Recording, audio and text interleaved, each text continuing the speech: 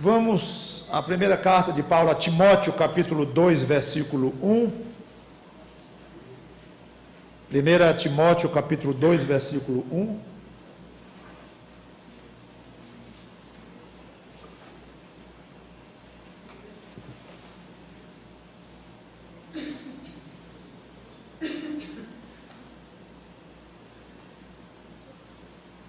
Vou ler o 1 e o 2. O 1 é o que vai nos interessar. Antes de tudo, pois, exorto que se use a prática de súplicas, orações, intercessões, ações de graças, em favor de todos os homens, em favor dos reis e de todos os que se acham investidos de autoridade, para que vivamos vida tranquila e mansa, com toda piedade e respeito. Obviamente, o assunto principal aqui é a importância de nós orarmos por todas as pessoas, de maneira especial para as autoridades, e esse seria o motivo natural de uma pregação sobre essa pequena passagem. Só que não vou fazer nada disso, porque ao falar da importância de orarmos pelas pessoas, ele qualifica com 4 palavras ou 4 conceitos o que é uma oração completa, para que nós façamos por todos os homens, autoridades e tal. Então, o foco desta pequena pregação é sobre essas 4 palavras, na realidade, representando 4 conceitos fundamentais que devem ter em toda oração, em princípio em toda oração. Então, é sobre essas palavras que eu quero falar um pouco hoje, ou esses conceitos. A primeira palavra, o primeiro conceito, súplicas. Note que ele disse aqui: exorto que se use a prática de 1, súplicas, 2, orações, 3, intercessões, 4, ações de graças. Essas 4 palavras se referem à mesma atividade, orações. Então, súplicas, que significa literalmente, no original, pedido. Pedido. Grande parte das nossas orações é feita de pedido. Aliás, talvez uma parte maior do que deveria ser. Nem sei. Mas se devemos ter algum cuidado com algum excesso em nossas orações, é exatamente de pedir demais a ponto de não olhar muito para os outros aspectos que vamos ver aqui de uma oração completa. E mesmo assim, não se fala aqui em todos os aspectos de uma oração completa. Só alguns que são esses 4, mas há outros. Seja como for, pensemos um pouco na questão do pedido. Quando nós pedimos alguma coisa a alguém, é porque nós reconhecemos 2 coisas. Primeiro, nós estamos necessitados. E segundo, o outro pode suprir. Imagina você no centro da cidade, um calor enorme, morrendo de sede. Aí você vê alguém no carro estacionado no sinal, aí você bate no vidro, a pessoa bate, você podia imaginar um pouquinho d'água? Aí o outro dia diz: não deve estar normal. Você nunca vai pedir água para alguém que está dentro do carro esperando o sinal abrir. Você está necessitado de água, você está com muita sede, mas o outro não tem para dar. Então não vai pedir, você vai pedir para alguém que tem ali uma merceariazinha, ou entra numa loja, por gentileza, um pouquinho d'água. A pessoa talvez tenha, provavelmente, ali uma água para lhe dar. Então, com Deus, esses 2 fatores são ainda mais evidentes eles se ressaltam. Primeiro, nós precisamos de tudo. Tudo. Não é que você precisa de algumas coisas. Eu estou bom nessa área, então vou pedir para Deus aquilo, porque isso aqui eu já tenho. Você pode até ter, mas se você tem, é porque ele foi dado, e pode acabar a qualquer momento, e você não tem controle sobre aquilo. Ou seja, é muito melhor você pensar assim: eu preciso de tudo. Algumas coisas de que eu preciso estão aqui, outras não estão, mas eu sou naturalmente carente de tudo, porque eu não posso suprir nada para mim mesmo. Então, esse pensamento é fantástico para quem vai orar. Eu preciso de tudo. E segundo, tu não és como a pessoa dentro do carro que não pode me dar um copo d'água naquele contexto. Não acontece isso contigo nunca. Então eu preciso de tudo e tu podes me suprir de tudo. Não é quase tudo. Aliás, Paulo disse que ele pode até dar além do que pedimos. Então é um Deus tão poderoso que ele pode dar mais do que tudo. Então quando for pedir alguma coisa para Deus, se esvazie ou vá com muita humildade dizendo que precisa de tudo e ao mesmo tempo tu és um Deus soberano que pode me suprir de tudo. Você já pensou Deus dizer assim: você está proibido de me pedir qualquer coisa durante um ano? Eu acho que ia ser muito difícil para nós. Eu não sei se ia aguentar não.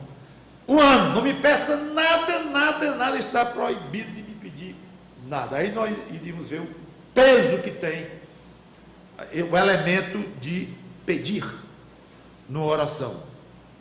Agora, tudo bem, pode pedir à vontade, nós temos essa liberdade da parte de Deus, mas peça sempre com responsabilidade, com critério diante de Deus.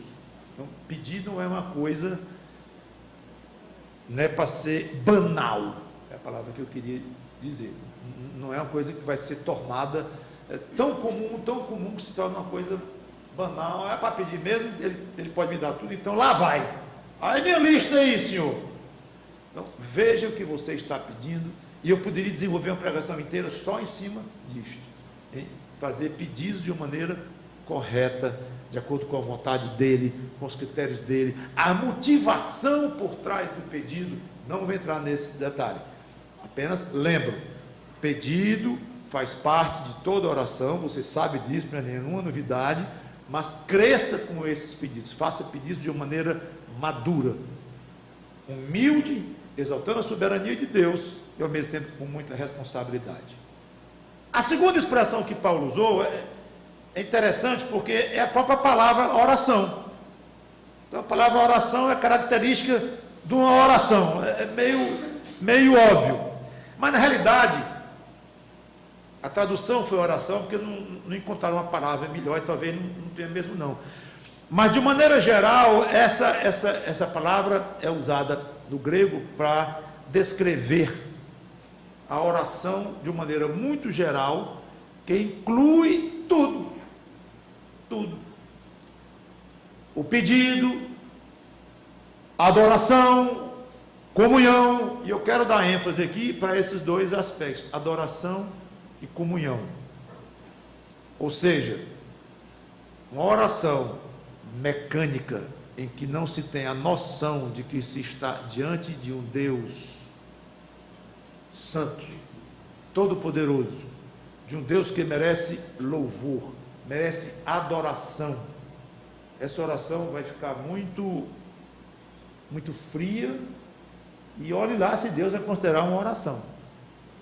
Se for uma coisa muito mecânica, muito repetitiva, se é aquela noção de que você está chegando diante de um Deus a quem você quer adorar. Seria muito interessante o crente se acostumar a, logo no início de toda oração, dizer logo assim: Senhor Deus, eu estou aqui antes de tudo para te louvar, para te glorificar, e eu quero que essa minha oração, que vai demorar 5 minutos, ou 15, ou 1 hora, não importa, vai incluir pedidos, vai incluir um monte de coisa, mas antes de tudo, eu quero que seja um ato de adoração meu diante de ti. Nunca esqueça deste elemento, deste aspecto da sua oração, uma conscientização de que você está diante de Deus. Eu lamento que a gente fura isso, tropeça nisso todo dia, eu acho. Muitas vezes, sabe aonde? Na mesa.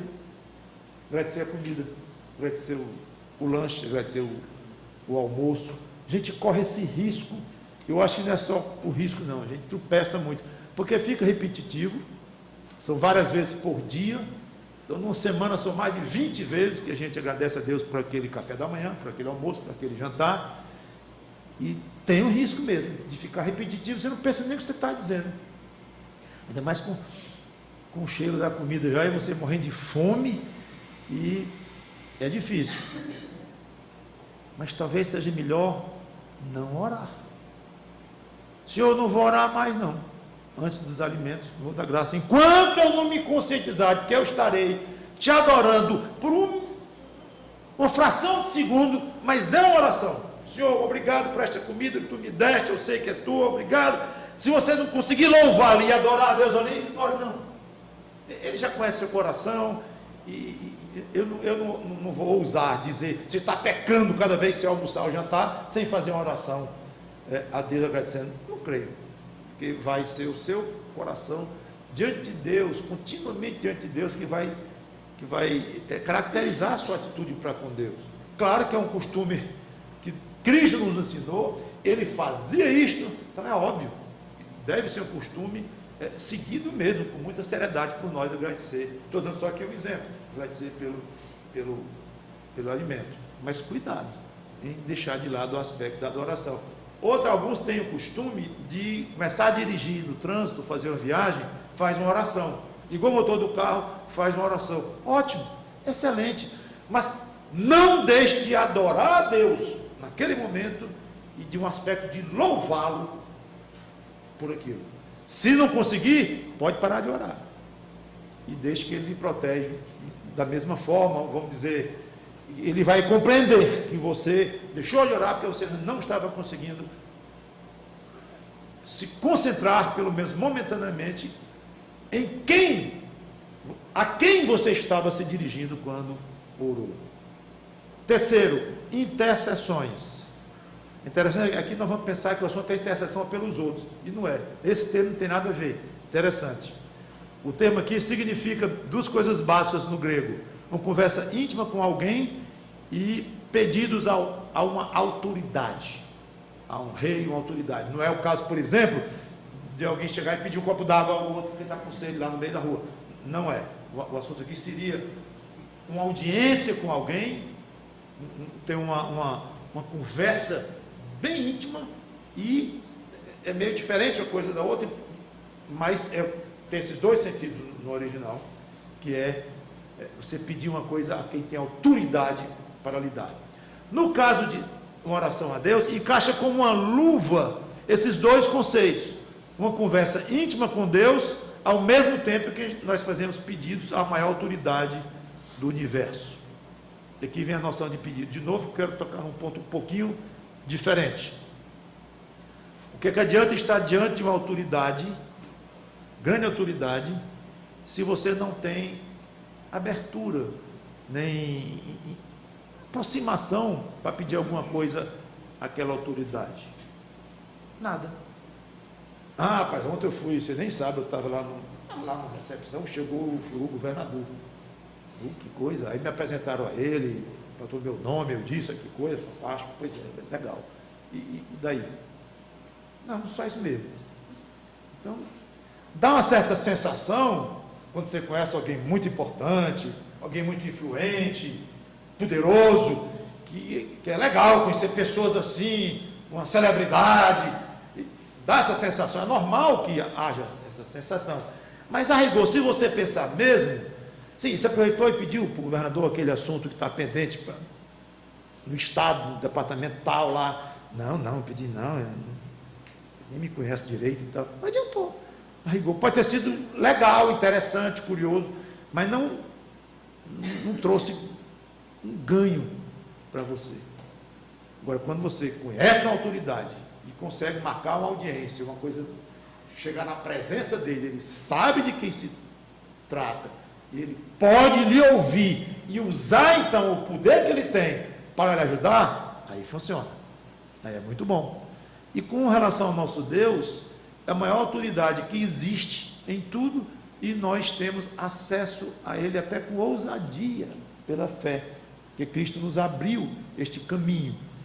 Então, oração traz este aspecto de que nós temos acesso à maior autoridade que tem e liberdade para pedir qualquer coisa. Intercessão é isso. Seria muito muito frustrante. Chegarmos diante de Cristo, imagine, chegar um ser humano diante de Cristo, com toda a glória, com toda a autoridade, com todo o poder, mas não poder se dirigir a Ele. Seria, para nós, a ideia de céu seria bastante incompleta, se apenas pensássemos assim: rapaz, eu vou passar a eternidade no céu, que legal, escapei do inferno, pela fé em Cristo, excelente, vou para um ambiente infinitamente agradável, sem pecado, nem dor, nem nada, ótimo, e estarei pertinho dele, o tempo todo. Dele quem? De Cristo. A autoridade, todo o poder me foi dado no céu e na terra, na sua glória, na sua refulgência, no seu poder, eu estarei bem pertinho dele. Que coisa! E aí? Não, aí é o máximo. Não vou encostar nele, os anjos não vão nem deixar eu chegar perto dele, mas eu sou permitido estar no mesmo lugar que ele, pertinho dele, olhando para ele, mas não posso chegar lá, não. Eu não posso ter nenhum contato com ele, não dá. Já seria muita coisa para quem escapou do inferno. Interessante isso. Mas isso não chega nem perto da realidade, é muito melhor a realidade, porque nós estaremos em plenas condições de comungar com Ele, de conversar com Ele, de sermos acariciados por Ele, abraçados por Ele. Eu não sei como é que Ele vai ter tempo para tanta gente, mas esse tempo não será o problema, né? Aliás, nem tempo há lá, que eu não entendo como é isso, não tem nem tempo, o conceito de tempo não existe lá no céu, não sei como é isso. Eu sei o seguinte: não haverá problema quanto a esse aspecto. Eu sei o seguinte: nós vamos ter comunhão com Ele gostosa no céu. E por que não pode ter na terra? Pode. Paulo diz aqui, está escrito, intercessões, ou seja, use as suas orações para estar pertinho dele, comungando com ele, bem próximo a ele, numa conversa íntima com Deus. E não podia deixar de ser o último, ações de graça. Sabe qual é a palavra no grego? Eucaristia. Interessante. Exatamente ela. Que significa gratidão. Agradecimento, que é um outro componente básico da oração. Seria deselegante, ingrato, pedir a Deus e não agradecer depois. Agradecer pelo quê, pastor? Pelo que Ele deu, né? Não. Agradecer por mais do que isso. Você nunca agradeceu a Deus pelo que Ele não deu, não? E sua oração está fraca. Você nunca agradeceu a Deus pelo que Ele não deu? Ai, você só agradece pelo que Ele deu? Que noção é essa? Medíocre. Porque muitas vezes Ele não dá, é uma bênção muito maior do que dá, porque seria uma desgraça Ele dar aquilo que você está pedindo. Cristo disse: você não sabe o que pedir, você não sabe pedir direito. Tiago diz que nossas orações são ruins, são fracas, são egoístas. Recebemos pouco porque pedimos mal. Então você tem que agradecer a Deus por tudo o que Ele deu e o que Ele não deu, e mais ainda pelo que Ele tirou, que é pior do que, aparentemente, é mais grave do que não deu, né? Tudo bem, Senhor, não acrescenta o que eu tenho, mas tu precisavas tirar. Jó perdeu tudo. Tudo bem, não consta que ele estava pedindo mais, não, mas seja como for, Deus não apenas manteve o que Jó tinha, Ele tirou. Então a gratidão a Deus não é só pelo que Ele lhe deu, não, é por aquele pedido que você faz há 10 anos, toda vez, talvez todo dia, toda semana, pede, a conversão de alguém querido, alguma coisa profissional, não sei, ou da sua personalidade ruim, que você pede mudança, e Ele não dá, pois agradeça. Sabe por quê? Porque Ele está considerando. É muito mais importante o fato de Deus, poderoso Criador de tudo, lhe ouvir, considerar e dizer, não dou por isto, ou dou por aquilo. O dar ou não dar já é secundário. O principal é o sangue de Cristo derramado que permitiu você chegar na presença dele e pedir. E não só isso, ele ouvir. E não só isso, ele considerar o que você pediu. E não só isso, ele usar a sabedoria infinita dele para julgar e dizer, dou ou não dou. Aliás, eu vou atirar. Mas ele, para fazer isso, dar ou não dar, ou até tirar, ele lhe ouviu, ele considerou, ele examinou, ele deu atenção a você. E quando ele responde, até tirando, ele está fazendo o melhor para você, é um gesto de amor da parte dele, de atenção. Então o agradecimento a Deus, na realidade, não é muito em função do que ele deu, deixou de dar ou até tirou. Não, é o fato do privilégio de você estar orando e podendo dizer assim, com a ousadia da fé, eu tenho absoluta certeza que o Rei do Universo está aí, dá vontade até de dizer assim, parado, me ouvindo, como se não existisse mais nada neste mundo. A tua atenção é total ao meu pedido. Senhor, muito obrigado. Tu vais me dar ou não? É detalhe. Mas a gente se concentra muitas vezes, quase tudo nosso é invertido. Por que é assim? A gente mal se lembra do privilégio de pedir a ele e se concentra que ele deu, não deu, deu, não deu, deu, não deu. Sim, já recebeu, já aquele negócio da pedindo a Deus há 5 anos já aconteceu. Não, está ruim o negócio. Mas eu não tenho raiva dele, não. Tem não, você é muito bonzinho, que coisa nobre. Então você não está vendo beicinho a Deus? Não, não. Eu não me queixo. Não se queixa. Eu não murmuro. Grande coisa. Agradeça a Deus porque está tendo a paciência de lhe ouvir 5 anos e tendo consideração por você 5 anos. Então, ações de graças por tudo o que Deus fez ou deixou de fazer com relação a você, porque tudo é benigno. Então, encerrando, é interessante uma coisa. Quando nós juntamos esses elementos básicos da oração, a gente vê o seguinte: ações de graça e agradecimento se referem ao passado.